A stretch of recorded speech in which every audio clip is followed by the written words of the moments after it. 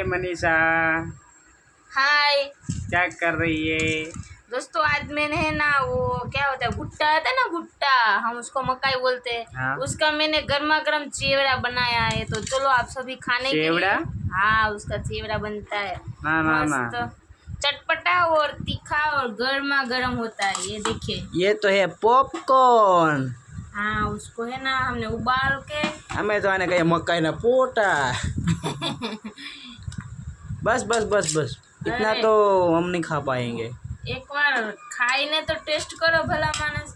अने ये क्या है? और उसके ऊपर ये जो नींबू आता है ना, वैसे मैंने डाला है, लेकिन फिर भी थोड़ा और टेस्ट के लिए। ओके। अभी यू आयु खाई जाता नहीं। नो नो नो, ये तो दे। चलो दोस्त, खाने के लिए आप लोग। ओके। और मिस्टर दलवाड़ी, आप टेस्ट करके मुझे बताओ कि कैसा बना है ये। लो लाओ। लाओ। वाओ, हम्म, एक नंबर।